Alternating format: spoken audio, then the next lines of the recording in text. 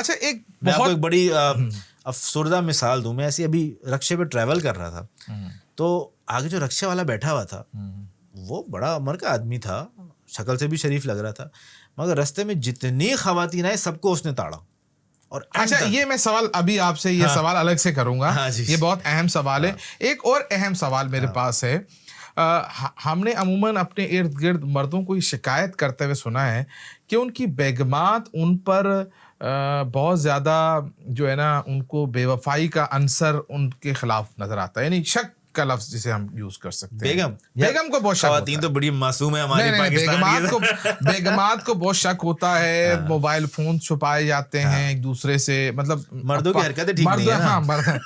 ये जो शक का जो ताल्लुक है, इसका ताल्लुक कहीं ना कहीं किसी मेंटल हेल्थ से भी होता है। ये एक नॉर्मल सिचुएशनल जो है फीलिंग्स है। लेकिन मेजॉरिटी 99% ऑफ द केसेस में तो बीमारी नहीं होती है। वो तो शक की बीमारी होती है, वो तो बहुत ज्यादा स्ट्रांग होती है। वो तो ऐसी होती है कि आप कुछ भी कर लें, उसको शक नहीं होता, वो यकीन होता है कि तुम किसी के साथ हो। पैथोलॉजिकल जेलेसी उसको, या डिल्यूजन ऑफ इनफिडेलिटी हम कहते हैं। वो तो बीमारी होती है, वो बहुत कम परसेंटेज में। मेजॉरिटी जो है वो तो भाई, आप क्यों मोबाइल छुपाते हैं उससे? पासवर्ड क्यों लगाया फोन में? दे दे, बेगम है आपकी, वो जहाँ जा रहे हैं बता के जाएं, क्यों लेट आ रहे हैं घर में? मर्दों का कॉन्सेप्ट ये है कि भाई हमारी अपनी प्राइवेसी है। ऐसी क्या अल्लाह ने कहा लिबास हो, तुम एक दूसरे का लिबास से क्या पर्दा होता है? हाँ, सही बात है। आप ऐसी चीज छुपाएंगे, ऐसी हरकतें करेंगे तो शक होगा। सही है, ठीक है। इसमें मैं बार बार दीन का इसलिए कह रहा हूँ क्योंकि हम मुसलमान हैं, हम कुरान और हदीस पे यकीन रखते हैं। वो आपसे सल्लम की एक हदीस है, उसका मफहूम ऐसा है कि आपसे रात के अंधेरा लाइटें वाइटें तो नहीं होती थी, अपनी बेगम को छोड़ने गए तो दो लोग खड़े हुए थे साहबा, उन्होंने कुछ बोला भी नहीं, नबी पे कौन शक कर सकता था, नाउज़ुबिल्लाह। मगर आप ने खुद बताया कि ये मेरी बीवी सफ़िया है, मैं इनको घर छोड़ने के लिए जा रहा हूँ। उन्होंने कहा नाउज़ुबिल्लाह, अल्लाह के नबी हम सोच भी नहीं सकते। उन्होंने कहा नहीं, कि शैतान जो है वो तो दिल में ऐसे बैठा होता है, शक पैदा करता है, तो आप क्यों मौका देते हैं बीवी को वो शक भी करे? उसको बताएं कि भाई मैं इधर हूँ, ये लो मेरा फोन चेक करो। सही है। हाँ, आप ये उसका दूर करें, उसका हक है जानना कि आप कोई ऐसा काम हरकत कर रहे हैं कि नहीं कर रहे। ठीक है। हाँ। अच्छा, एक वो अभी आपने जो जवाब के दौरान एक सिचुएशन बताई, ये बहुत आम बात है। खवातीन घरों से निकलती हैं और मर्द उनको जिस तरीके से घूरते हैं, मतलब बहुत पैथेटिक है। हर शख्स इस बात को फेस करता है। बहुत आम बात। ये क्यों है? ऐसा क्यों है? क्या इसके पीछे कोई वजह है? वजह है, बिल्कुल। क्या वजह? देखिए, जैसे मैंने पहले बात की, मैं आपको भूखा रखूं 10-20 साल, कुछ खाने को ना दूं, वैसे तो आप मर जाएंगे का इंसान भूखा नहीं रह जाता, थ्योरेटिकली बात कर रहा हूं। सही है। और फिर अचानक से आपके सामने में जबरदस्त सा जो है ना खाने का केक शेक ये रख दूं, और मैं आपको बोलूं बेटा खाना नहीं है इसको। अच्छा, अब आप क्या करेंगे? आप बहुत अच्छे इंसान हैं, चाहते ना चाहते आपका माइंड भटकेगा, छूने की कोशिश करेंगे, चख लेने की कोशिश करेंगे, तो कुछ ऐसा, क्योंकि खाने के बाद सबसे इम्पोर्टेंट जज्बा सेक्स का है। ये फ्रॉइड ने भी, जो मैस्लो की हायरार्की है नीड्स की, उसमें भी है ये चीज। सही है। तो आप भाई हलाल तरीके से पूरा नहीं होने देते, ठीक है, शादी हो नहीं रही है, मुश्किल आपने बना दिया है, फीलिंग्स इतनी ज्यादा हैं, तो बंदा फिर ऐसी हरकतें करने लगता है। ठीक है। बहुत ज़्यादा दीन वीन इस्लाम भी नहीं है हमारे जहनों में, नाम के मुसलमान है नाउज़ुबिल्लाह, तो बंदा फिर इस तरफ बढ़ता है। अगर आप इसको अलाउ करें, हलाल तरीके से शादियाँ आसान करें, तो ये चीज़ें कम हो जाएंगी। फिर एक और चीज़, अपनी आप वैसे तो दोस्तियाँ रखते हैं, गर्लफ्रेंड्स हैं, उनके साथ अलग रवैया होता है, और बेगमों के साथ अलग रवैया होता है। ये क्या वजह? गर्लफ्रेंड और बेगम में क्या फर्क होता है? क्या बहुत फर्क होता है। क्या फर्क? गर्लफ्रेंड होती है प्यार करने के लिए, बेगम होती है काम करवाने के लिए। ओके। तो फिर बस आप बेगम लाते हैं आपके घर के काम हो सके, आपके अम्मा अब्बा को कोई संभाल सके, सफाई सुथराई हो सके, खाना बना के कोई दे सके, फ्री में मिल जाए कोई, वैसे तो मासी महंगी मिलती है, तो बस फिर वो यही काम करेगी आपसे। वो प्यार मोहब्बत इश्क करने का टाइम थोड़ी होगा उसके पास। सही है। ये बहुत लॉजिकल बात है। मैं आपको सुबह से शाम आपसे काम करवाता रहूं, फिर मैं कहूँ भाई आओ मुझे प्यार भी करो, मेरे साथ बैठो भी, बातें भी करो। साइकियाट्रिस्ट आप ये बात कर रहे हैं? बिल्कुल। बंदा आप खुद देख लें कि आम मर्द भी जब बहुत काम करके आते हैं, वो थक के सो जाते हैं, उनमें रोमांस करने का टाइम ही नहीं होता, ना दिल करता है। इस तरह बेगम भी बहुत थक जाएगी तो नहीं कर पाएगी। तो आपको शादी करनी चाहिए कंपेनियनशिप के लिए, एक प्यार करने वाला जिसका आप ख्याल रखें, जो आपका ख्याल रखे, सही है, ना कि आपके माँ बाप का ख्याल रखे। और ये आप कुरान और हदीस छांट लें, ज़ईफ से ज़ईफ भी कोई सास ससुर के लिए आपको हदीस नहीं मिलेगी। जी बिल्कुल ऐसे ही है, ऐसे ही है ना, ऐसे ही है। हम तो मुसलमान नहीं है, हम तो साउथ एशियंस हैं बेसिकली, सही है, अपने कल्चर पे चल रहे हैं हम लोग। सही है। तो अगर आपके माइंड में ये होगा कि बीवी, ये एक प्री कंसीव्ड नोशंस होते हैं ना कि माशरा ऐसे चलता है, हम सोचते हैं, सही है। तो उसमें होता है कि अभी बेगम तो आती है, आपके माँ बाप का ख्याल रखने के लिए आती है, आपके कपड़े धोने के लिए, खाना पकाने के लिए, सफाई करने के लिए, आपके बच्चों का ख्याल रखने के लिए। आपके माइंड में यही होता है कि असल मकसद यही है, असल मकसद ही होता है। और बाकी तो जो बच्चे हो गए और जो सेक्सुअल नीड्स हैं वो तो बस बेसिक, उसकी तो कोई बात नहीं करता, वो तो टैबू है। तो बस फिर वही चीज़ें आपकी अच्छी से पूरी होंगी और ये चीज़ अच्छी से पूरी नहीं होंगी। ठीक है। और जबकि गर्लफ्रेंड आप बनाते हैं, ऐसी प्यार मोहब्बत इश्क लड़ाते हैं, उसमें आपका माइंड नहीं होता ये सब, उसमें आपका रोमांस और सेक्सुअल नीड होती है सारी, तो फिर वो पूरी होंगी। जिसको आप प्रायोरिटाइज करेंगे वो चीज़ आपकी बेहतर होगी। ठीक है, बहुत सिंपल सी लॉजिक। एक आखिरी सवाल, हमारी जो सोसाइटी है जॉइंट फैमिली सिस्टम में रहती है, और जॉइंट फैमिली सिस्टम में रहने के फ़वाइद भी होते हैं, नुकसान भी होते हैं। अमूमन ये देखा गया है कि जॉइंट फैमिली सिस्टम की वजह से बहुत सारे लोग परेशान हैं। ऐसे लोग आते हैं आपके पास जो दूसरे लोगों की रवैयों की शिकायत आपसे करते हुए कहते हैं, डॉक्टर साहब बताएं मैं क्या करूं, उस शख्स वो मेरे पीछे क्यों पड़ा हुआ है। इस सूरत हाल में क्या आप कहते हैं, एडवाइस क्या करते हैं? सर ये बहुत कॉमन है। अच्छा। खास तौर पे खवातीन, क्योंकि वो घर में जरा पिसा हुआ तबका है ना, उन पे जुल्म होता है, डोमिनेंस होती है, वो मजबूर होती हैं अपने शौहर के उस पे। तो बहुत सारी खवातीन आती हैं, वो मजबूर होती हैं, कोई हल ही नहीं होता उनके पास। भाई अगर सास जुल्म कर रही है या नंद कर रही है या ससुर कर रहा है, तो वो कैसे क्या करे उसका, वो तो तलाक के अलावा कोई हल ही नहीं रह जाता उसके पास। हाँ वो यही बोलेगी, हाँ वो यही कहती हैं कि अलहदगी होनी पड़ती है। तो जॉइंट फैमिली का सिस्टम भी हम जो है ना वो इस्लाम से जोड़ते हैं, जबकि ऐसा नहीं है। सही है। ये साउथ एशिया का, इंडो पाक का ये कल्चर है जॉइंट, उसमें रहना, और इस्लाम से इसका ताल्लुक नहीं है। ठीक है, माँ बाप की जिम्मेदारी आप पे है, आपकी बेगम पे नहीं है। ठीक है, अगर आपने करनी है तो फिर बराबरी करें। अगर आपकी बेगम आपके माँ बाप की इस्त्री करती है तो फिर आप अपनी बेगम के माँ बाप के भी इस कपड़े इस्त्री करें।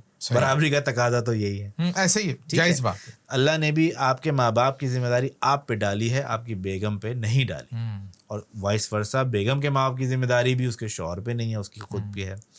तो जॉइंट फैमिली के सिस्टम में बहुत मसला होता है। ये भी एक बड़ी लॉजिकल बात है, जितने ज़्यादा लोग होंगे उतने ज़्यादा जो है ओपिनियंस होंगे, ठीक है, उतने ज़्यादा ही टकराव होगा, क्रिटिसिज्म उतना ज़्यादा ही क्रिटिसिज्म होगा। भाई मुझे पसंद है कि सुबह सुबह ये पर्दे हटा दिया करो, जो है वो वालदा साहबा कह रही हैं कि नहीं हटाया करो, अब किसकी बात माने? कोई सिग्निफिकेंट चीज़ भी नहीं, शिकायत करते कोई सिग्निफिकेंट चीज़ भी नहीं है, मगर लड़ाई हो गई। अब किसकी माने? वो भी हटे, नहीं हटाया करो, वो कहे नहीं हटाया करो। तो ये कोई ऐसी कोई जिंदगी मौत का मसला भी नहीं, मगर लड़ाई इस पे भी हो जाएगी। ठीक है, खाने में आज फला चीज़ बनेगी, इसने एक रोटी कम बनाई, चाय फीकी बनाई, मैं तो जाना था पहले से क्यों नहीं तैयार हुई। आपने सुनी होगी ये बात, छोटी छोटी बातें जो कि कोई मसला ही नहीं है, कोई परेशानी की, कोई लड़ाई की बात ही नहीं है। ठीक है, उस पर भी लड़ाइयाँ होती हैं, और ये जितने ज़्यादा लोग होंगे एक घर में उतनी ज़्यादा लड़ाइयाँ बढ़ेंगी। ठीक है। और आपने ये भी देखा होगा कि जो अलग रहते हैं बेटा बेटी, उनसे बड़े अच्छे ताल्लुकात होते हैं, कभी कभार मिलना होता है, मेहमानों की तरह मिलते हैं, प्यार मोहब्बत होता है। जो साथ रहता है बेचारा, वो बेटा भी बेटी भी दोनों जलील हो रहे हैं। बिल्कुल ऐसा ही है। मैं अच्छा ये एक बात बताऊं, लोग देख रहे हो कह रहे हैं नहीं हमारे साथ तो ऐसा नहीं होता, डॉक्टर साहब क्या बोल रहे हैं। तो जब भी बात की जाती है, मेजॉरिटी की बात की जाती है, एक बड़ी मेजॉरिटी की बात की जा रही है, एक्सेप्शंस तो होते हैं हर जगह, बिल्कुल ऐसे। तो हमने ये कहा है कि ये अल्लाह करे ऐसा हो, और होता भी है कि मियाँ भी बहुत लविंग है, उसके माँ बाप भी बहुत लविंग है, बीवी भी बहुत लविंग है, तो बड़ा अच्छा चलता है। अच्छा है, और उसमें हम कहते हैं ठीक है साथ रहें, इतनी मोहब्बत है, कोई मसला नहीं, तो रहना भी चाहिए। मगर जहाँ लड़ाइयाँ हो रही हैं तो फिर वहाँ पे अल्टरनेटिव सोचने चाहिए कि क्या बेहतर है। ठीक, लड़ाई तो ना सास ससुर के लिए बेहतर है, ना बहू के लिए बेहतर है, दोनों ही परेशानी में। ठीक है, तो कोई ऐसा हल करें कि वो भी सुकून से रह सकें और मियाँ बीवी भी सुकून से रह सकें। उसमें बहुत सारे हल हो सकते हैं कि फ्लोर अलग करके भी देखा जा सकता है, किचन अलग करके भी देखा जा सकता है। अगर उससे ही बात नहीं बन रही तो बिल्कुल साथ साथ भी घर खरीदे जा सकते हैं, रेंट किए जा सकते हैं। उससे ही मसला हो रहा है तो दूर दूर किए जा सकते हैं। तो ये हल हर फैमिली के लिए मुख्तलिफ होगा। ठीक है, बिल्कुल, उसमें कोई बुरी बात नहीं है।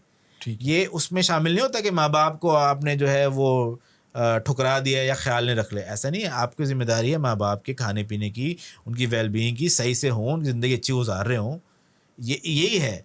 माँ बाप को भी हमने नाउज़ुबिल्लाह मिनी गॉड सा बना दिया कि जो माँ बाप ने कहा आपको मानना है, वरना आपने बेअदबी कर दी। हाँ, जायज़ बात। ऐसे वैसा नहीं है। अब माँ बाप कह रहे कि बेटा फला बिजनेस करो, ये करो, वो करो, तो आप तो नहीं मान सकते ना। आपको पता है कि वालिद साहब गलत बोल रहे हैं, तो प्यार मोहब्बत से उनको मना किया जाएगा ना। तो आपकी जिम्मेदारी है उनकी जो बेसिक नीड्स को पूरा करना। हर बात मानना आप पे फर्ज नहीं है माँ बाप की। माँ बाप कहते हैं नमाज नहीं पढ़ो, आप क्या करेंगे? नहीं, सही बात है, इसमें कोई शक नहीं। तो दाढ़ी नहीं रख, ये भी होता था काफी रिसेंटली कि दाढ़ी माओ को पसंद नहीं होती थी, मना करते थे, मगर वो तो आपको रखनी जरूरी है। सही है। तो आप नहीं मानते ऐसी बात। ठीक है। इसी तरह बहुत सारी चीजें माँ बाप की हर बात नहीं माननी होती। उनके अपने एक्सपीरियंसेस रहे हैं, उनके अलग चीज़ों में उनके एक्सपीरियंस है, ठीक है, वो आप सुने। मगर माँ बाप इंजीनियर है, बेटा डॉक्टर है, अब वो उसका एक्सपीरियंस अलग है, आपका एक्सपीरियंस अलग है, ऐसे ही है, ठीक है। अब वो पेशेंट के बारे में तो नहीं बेटा इसको फला दवाई दो, अब आप कहेंगे अब्बा जी ये गलत है, तो नुकसान होगा, ऐसे में नहीं दे सकता। तो जो बातें हैं आप प्यार मोहब्बत से मना करें।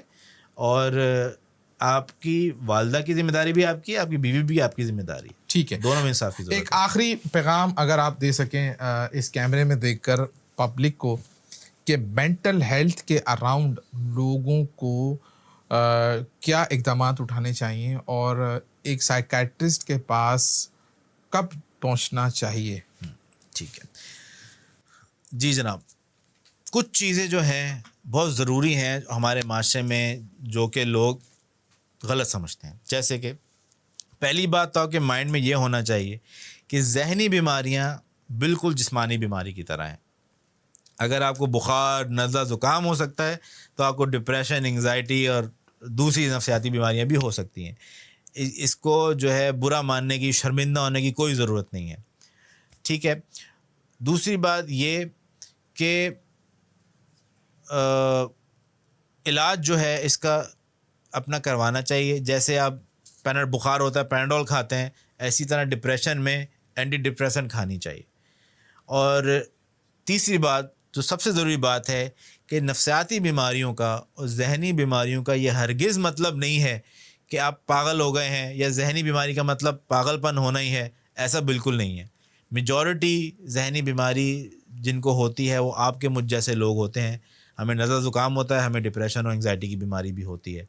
तो जहनी बीमारी का हरगिज़ ये मतलब नहीं है कि इंसान अपना होश खो बैठा है या पागल है, तो ये समझने की ज़रूरत है। ठीक है, बहुत बहुत शुक्रिया डॉक्टर अब्दुर्रहमान बिन मुबीन अख्तर साहब, आप हमारे साथ तशरीफ़ फरमा थे। काफ़ी तवील गुफ्तगू हुई, बहुत मज़ा आया। उम्मीद करेंगे कि आपने जो गुफ्तगू फरमाई है इससे देखने वालों को कोई फ़ायदा हो। और आखिरी बात मैं ये कहना चाहूँगा, इसमें कोई शक नहीं है, मेंटल हेल्थ बहुत इम्पॉर्टेंट है। बराए मेहरबानी खुदारा मेंटल हेल्थ पे भी तवज्जो दें, और कोई शर्म की बात नहीं है। अगर आप जैसे किसी को कहते हैं कि मैं यूरोलॉजिस्ट के पास जा रहा हूँ, किसी को कहें भाई मैं साइकियाट्रिस्ट के पास जा रहा हूँ, इसमें बिल्कुल ना शर्माएं। बल्कि मैं तो कहूँगा हर 6 महीने में एक सेशन ज़रूर लें साइकियाट्रिस्ट के पास, उसके पास जाएं, उसको एक 10 मिनट तक अपने मामूलात बताएं कि मैं सुबह से शाम तक ये करता हूँ और मुझे फ़लाँ चीज़ें जो है वो तंग करती हैं, इरिटेट करती हैं। तो शायद आपकी तसल्ली भी होगी, तशक्की भी होगी, और जो डॉक्टर बैठे होंगे वो आपको एक प्रोफेशनल और एक गुड एडवाइस करेंगे। अपना और अपने इर्द गिर्द लोगों का बहुत ख्याल रखिए। अल्लाह ने के बाद।